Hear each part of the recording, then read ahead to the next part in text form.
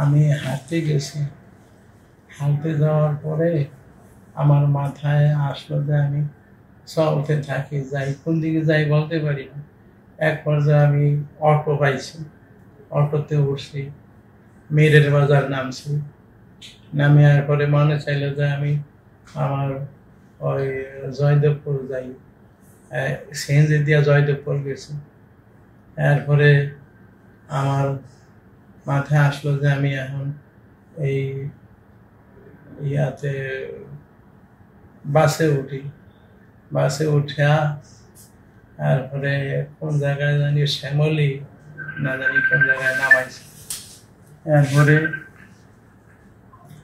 এইখান থেকে আমি আরেকটা বাসে উঠে গাবতলী গেছি।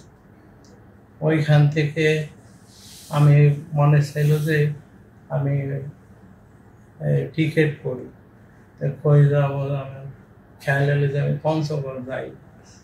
পঞ্চগড় অনেক রাত্রে পঞ্চগড় নামছি। নামার পরে হাঁটতেছিলাম, কোন দিকে হাঁটতেছি আমি জানি না, আমি চিনি না, হাঁটতেছিলাম। এক পর্যায়ে আমি দেখি যে পঞ্চগড় জেলা প্রশাসকের কার্যালয়, তারপরে পুলিশ লাইন্স, এগুলি হাঁটিয়া পার হয়ে গেছে। পার হয়ে গিয়ে এক পর্যায়ে আমি একটা শিকল পরনে পাইলাম। ওইটা নিয়ে এক জায়গায় আমি প্রস্থান করতে বসলাম। প্রস্থান করতে বসা তারপরে প্রস্থান করলাম, আর লুঙ্গি পায়জামায় প্রস্তাব লাগলো, এরপরে জামায়ও লাগলো। তো জামা খুলে ফেলাইলাম, পায়জামা খুললাম, কিন্তু খোলার পরে আবার পরতে হইবে এই জিনিসটা আমি আর পারি নাই। ঠান্ডায় হয়ে শুয়ে পড়লাম, আর পায়ে শিকল দিলাম। পায়ে শিকল দিয়া এরপরে আমার এই যে কেন করতেছি এইটার কোনো চিন্তা ভাবনা কিছুই আমার নাই, খালি যা মাথায় আসতেছে তা করতেছি।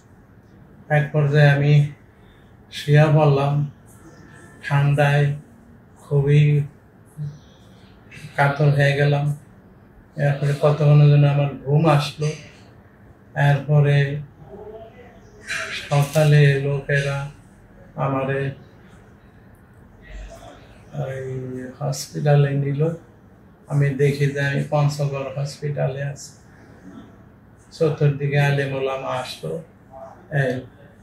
এখন আমি যদ্দূর আমার এরকম ছোটবেলায় আমার আবার এরকম হয়েছিল, আমার মাথার ভিতরে আসছে যে